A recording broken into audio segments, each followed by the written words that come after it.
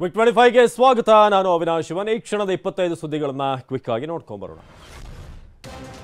ನಾನೇ ನಿಮ್ಮ ಮುಂದೆ ಬಂದು ನಿಲ್ತೇನೆ, ಕೊಂದುಬಿಡಿ ಅಂತ ಕೆ.ಎಸ್. ಈಶ್ವರಪ್ಪ ವಿರುದ್ಧ ಸಂಸದ ಡಿ.ಕೆ. ಸುರೇಶ್ ಕಿಡಿಕಾರಿದ್ದಾರೆ.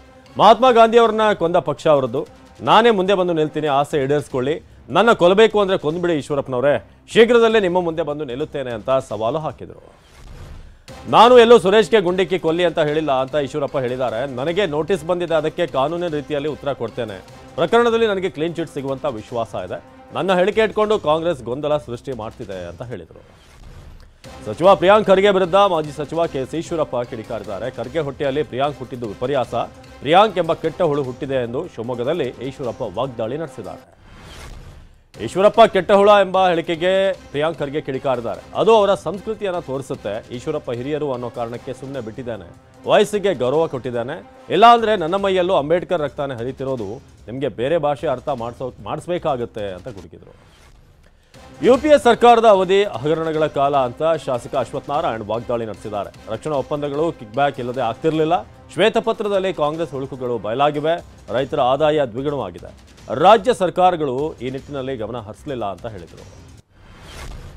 ನಮ್ಮ ಸರ್ಕಾರದಲ್ಲಿ ಭ್ರಷ್ಟಾಚಾರ ಆಗಿದ್ರೆ ದಾಖಲೆ ತನ್ನಿ ಅಂತ ಬಿಜೆಪಿ ನಾಯಕರಿಗೆ ಸಚಿವ ಪ್ರಿಯಾಂಕ್ ಖರ್ಗೆ ಸವಾಲು ಹಾಕಿದ್ದಾರೆ. ಪೆನ್ ಡ್ರೈವ್ನಲ್ಲಿ ಎಲ್ಲಿ ಹೋಯಿತು, ಯಾರ ಬಳಿ ಪೆನ್ ಡ್ರೈವ್, ಹಾರ್ಡ್ ಡಿಸ್ಕ್ ಇದೆ ತನ್ನಿ, ಸಿಡಿ ಇದ್ರೂ ಕೂಡ ತಗೊಂಡು ಬನ್ನಿ, ನಮ್ಮ ಆಯೋಗ ಇದೆ, ತನಿಖೆ ಮಾಡಿಸೋಣ ಅಂತ ಬಿಜೆಪಿ ಜೆಡಿಎಸ್ ಮೈತ್ರಿಗೆ ಕುಟುಕಿದರು. ತೆರಿಗೆ ವಿಚಾರವಾಗಿ ಸಚಿವ ಪ್ರಿಯಾಂಕ್ ಖರ್ಗೆ ಕಿಡಿಕಾರಿದ್ದಾರೆ. ಬಿಜೆಪಿಯವರು ಮೊದಲು ಅಂಕಿಅಂಶ ಮುಂದಿಟ್ಟು ಮಾತನಾಡಲಿ, ಮೋದಿ ಗುಲಾಮರ ರೀತಿ ಮಾತನಾಡೋದನ್ನ ಮೊದಲು ನಿಲ್ಲಿಸಲಿ.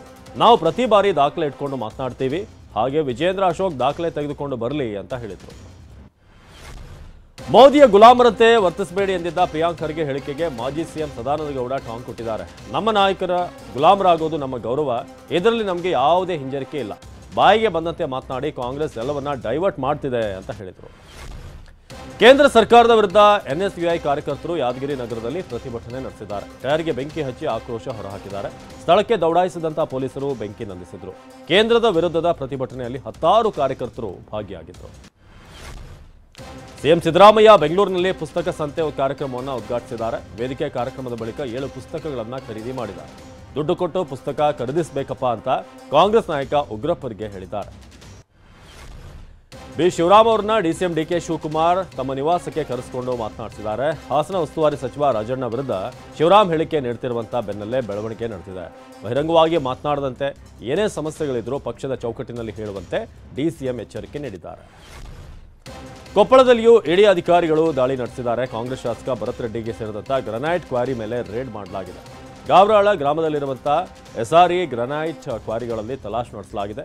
3 ಕ್ವಾರಿಗಳ ದಾಖಲೆ ಪರಿಶೀಲನೆ ನಡೆಸಿದ್ದಾರೆ.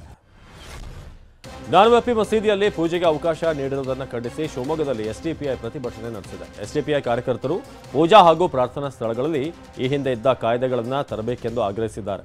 ಪ್ರಧಾನಿ ಮೋದಿ ಯುಪಿ ಸಿಎಂ ಯೋಗಿ ಆದಿತ್ಯನಾಥ್ ವಿರುದ್ಧ ಘೋಷಣೆ ಕೂಗಿದ್ದಾರೆ. ಚಾಮರಾಜನಗರ ಜಿಲ್ಲೆಯ ಸರ್ಕಾರಿ ಶಾಲೆಯ ಉನ್ನತೀಕರಣಕ್ಕೆ ರಾಜ್ಯ ಸರ್ಕಾರಿ ನೌಕರರ ಸಂಘ ಸಹಾಯ ಹಸ್ತ ಚಾಚಿದೆ. ಮಲೆಮಹದೇಶ್ವರ ಬೆಟ್ಟದ ಅರಣ್ಯದಲ್ಲಿರುವಂತಹ ಇಂಡಿಗನತ್ತ ಗ್ರಾಮ ಶಾಲೆ ಅಭಿವೃದ್ಧಿಗೆ ಮುಂದಾಗಿದೆ. ಮೊದಲ ಹಂತದಲ್ಲಿ computer, LED TV, scanner, printer ವಿತರಿಸಲಾಗಿದೆ. ಉಡುಪಿ ಜಿಲ್ಲೆ ಬೈಂದೂರು ತಾಲೂಕಿನ ಕೊಲ್ಲೂರು ಭಾಗದಲ್ಲಿ ಶಂಕಿತ ನಕ್ಸಲರು ಓಡಾಡಿರುವಂತಹ ಶಂಕೆ ವ್ಯಕ್ತವಾಗಿದೆ. ಪ್ರತ್ಯಕ್ಷದರ್ಶಿಗಳಿಂದ ಎಎನ್ಎಫ್ ತಂಡ ಮಾಹಿತಿ ಪಡೆದಿದೆ. ಅವರ ಹೇಳಿಕೆ ಆಧಾರದ ಮೇಲೆ ಕೋಂಬಿಂಗ್ ನಡೆಸಿದ್ದಾರೆ. ಪಶ್ಚಿಮ ಘಟ್ಟದ ತಪ್ಪಲಿನ ಪ್ರದೇಶದಲ್ಲಿ ಶೋಧ ಕಾರ್ಯಾಚರಣೆ ನಡೆಸಿದ್ದಾರೆ. ಬೇಸಿಗೆ ಆರಂಭದಲ್ಲೇ ಕೊಪ್ಪಳ ಜಿಲ್ಲೆಯಲ್ಲಿ ಕೊಳವೆ ಬಾವಿಗಳು ಬತ್ತಿವೆ. ಲಕ್ಷಾಂತರ ರೂಪಾಯಿ ಖರ್ಚು ಮಾಡಿ ದ್ರಾಕ್ಷಿ ಬೆಳೆದಿರುವಂತಹ ಕನಕಗಿರಿ ಅಡವಿ ಬಾವಿ ರೈತರಿಗೆ ಸಂಕಷ್ಟ ಎದುರಾಗಿದೆ. ಬೆಳೆ ಉಳಿಸಿಕೊಳ್ಳಲು ಟ್ಯಾಂಕರ್ ನೀರಿನ ಮೊರೆ ಹೋಗಿದ್ದಾರೆ. ರೈತರು ಪ್ರತಿನಿತ್ಯ 3,000 ಖರ್ಚು ಮಾಡ್ತಿದ್ದಾರಂತೆ. ಕೆಲವು ಕಡೆಗಳಲ್ಲಿ ನೀರು ಸಿಗದೆ ದ್ರಾಕ್ಷಿ ಬೆಳೆ ಒಣಗಿದೆ.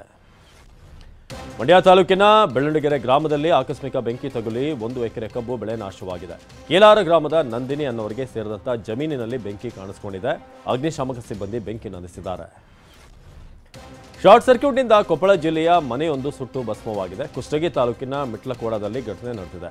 ಗ್ಯಾಸ್ ಸಿಲಿಂಡರ್ ಸಹ ಸ್ಫೋಟವಾಗಿದೆ. ಎಚ್ಚರಪ್ಪ ಬಡಿಗರಿಗೆ ಸೇರಿದಂತಹ ಬಂಗಾರ, ಬೆಳ್ಳಿ, ದವಸ ಧಾನ್ಯ ಸೇರಿದ ಹಾಗೆ 15 ಲಕ್ಷಕ್ಕೂ ಹೆಚ್ಚು ಹಾನಿಯಾಗಿದೆ. ಮನೆ ಕಳೆದುಕೊಂಡು ಕುಟುಂಬ ಕಣ್ಣೀರಿಡ್ತಾ ಇದೆ. ಕೊಡಗಿನ ಬಲ್ಯಮಂಡೂರು ಗ್ರಾಮದಲ್ಲಿ ಹುಲಿ ಕಾಣಿಸಿಕೊಂಡಿದ್ದು ಆತಂಕ ಸೃಷ್ಟಿಯಾಗಿದೆ. ಶಾಲಾ ಆವರಣದಲ್ಲಿ ವ್ಯಾಘ್ರ ಪ್ರತ್ಯಕ್ಷವಾಗಿದ್ದು ವಿದ್ಯಾರ್ಥಿಗಳು ಶಾಲೆಗೆ ಬರೋದಕ್ಕೆ ಹಿಂದೇಟು ಹಾಕಿದ್ದಾರೆ. ಗ್ರಾಮಸ್ಥರು ಪಟಾಕಿ ಸಿಡಿಸಿ ಹುಲಿಯನ್ನ ಬೆದರಿಸುತ್ತಿದ್ದಾರೆ. ಕಾರ್ಮಿಕರು ಸಹ ಕಾಫಿ ಕೊಯ್ಲು ಕೆಲಸದಿಂದ ದೂರ ಉಳಿತಿದ್ದಾರೆ. ದೀಪಗಳ ಮೂಲಕ ಅಂಬೇಡ್ಕರ್ ಭಾವಚಿತ್ರ ಬಿಡಿಸಲಾಗಿದೆ. ಕೋಲಾರದ ಜಿಲ್ಲಾಧಿಕಾರಿಗಳ ಕಟ್ಟಡದ ಮೇಲೆ ಅಂಬೇಡ್ಕರ್ ಚಿತ್ರವನ್ನು ಪ್ರದರ್ಶನ ಮಾಡಲಾಗಿದೆ. ಸುಮಾರು 3,000 ದೀಪಗಳನ್ನು ಚಿತ್ರಕ್ಕೆ ಬಳಸಲಾಗಿದೆ. ಜಿಲ್ಲಾಡಳಿತ ಮತ್ತು ಸಮಾಜ ಕಲ್ಯಾಣ ಇಲಾಖೆ ಸಂವಿಧಾನ ಜಾಗೃತಿ ಜಾಥಾ ಕಾರ್ಯಕ್ರಮವನ್ನು ವಿಶೇಷವಾಗಿ ಆಚರಿಸಿತು. ಚಾಮರಾಜನಗರ ಜಿಲ್ಲೆಯ ಹಿಮವದ್ ಗೋಪಾಲಸ್ವಾಮಿ ಬೆಟ್ಟದಲ್ಲಿ ಚಿತ್ರೀಕರಣ ನಿಷೇಧಿಸಲಾಗಿದೆ. ಡ್ರೋನ್ ಕ್ಯಾಮೆರಾ ಚಿತ್ರೀಕರಣ ನಿಷೇಧ ಮಾಡಿ ಗುಂಡ್ಲುಪೇಟೆ ತಹಸೀಲ್ದಾರ್ ಟಿ ರಮೇಶ್ ಬಾಬು ಆದೇಶ ಹೊರಡಿಸಿದ್ದಾರೆ. ಭಕ್ತರು ಪ್ರವಾಸಿಗರ ಮೇಲೆ ಆನೆ ದಾಳಿ ಮಾಡುವಂತಹ ಸಾಧ್ಯತೆ ಇರುವ ಹಿನ್ನೆಲೆಯಲ್ಲಿ ಚಿತ್ರೀಕರಣಕ್ಕೆ ಬ್ರೇಕ್ ಹಾಕಲಾಗಿದೆ. ದಾವಣಗೆರೆ ಜಿಲ್ಲೆಯಲ್ಲಿ ಬಸ್ ಹತ್ತುವ ವೇಳೆ ಜೇಬುಗಳನ್ನೊಬ್ಬ ಕೈ ಚಳಕ ತೋರಿಸಿದ್ದಾನೆ. ಹರಿಹರ ತಾಲೂಕಿನ ಉಕ್ಕಡ ಗಾತ್ರಿಯ ಕರಿಬಸವೇಶ್ವರ ಪುಣ್ಯಕ್ಷೇತ್ರದಲ್ಲಿ ಘಟನೆ ನಡೆದಿದೆ. ಕಳ್ಳ ಪರ್ಸ್ ಕದಿಯೋದನ್ನ ನೋಡಿದಂತ ಮಹಿಳೆ ಕಪಾಳಕ್ಕೆ ಬಾರಿಸಿದ್ದಾಳೆ. ಅಷ್ಟರಲ್ಲಿ ಕದೀಮ ಎಸ್ಕೇಪ್ ಆಗಿದ್ದಾನೆ. ಅಡ್ವಾಣಿಗೆ ಭಾರತ ರತ್ನ ಘೋಷಿಸಿದ್ದು ಆ ಪ್ರಶಸ್ತಿಗೆ ಅವಮಾನ ಎಂದು ದಲಿತ ಮುಖಂಡ ಮಂಜೇಶ್ ಹೇಳಿದ್ದಾರೆ. ರಾಮನಗರ ಜಿಲ್ಲೆ ಹುಲಿಕಲ್ ಗ್ರಾಮದಲ್ಲಿ ಸಂವಿಧಾನ ಓದು ಕಾರ್ಯಕ್ರಮದಲ್ಲಿ ಹೇಳಿಕೆಯನ್ನು ಕೊಟ್ಟಿದ್ದಾರೆ. ಬಾಬ್ರಿ ಮಸೀದಿ ಧ್ವಂಸಗೊಳಿಸಿ ಇಡೀ ದೇಶದಲ್ಲಿ ಅಡ್ವಾಣಿ ಅಶಾಂತಿ ಸೃಷ್ಟಿ ಮಾಡಿದ್ರು ಅಂತ ಅಸಮಾಧಾನ ಹೊರಹಾಕಿದರು. ಕಾಂಗ್ರೆಸ್ ಮಾಜಿ ಪ್ರಧಾನಿಗೆ ಬಿಜೆಪಿ ಪ್ರಧಾನಿ ಗೌರವಿಸಿದ್ದಾರೆ ಅಂತ ರಾಜ್ಯಸಭೆಯಲ್ಲಿ ಪಿಯೂಷ್ ಗೋಯಲ್ ಲೇವಡಿ ಮಾಡಿದ್ದಾರೆ.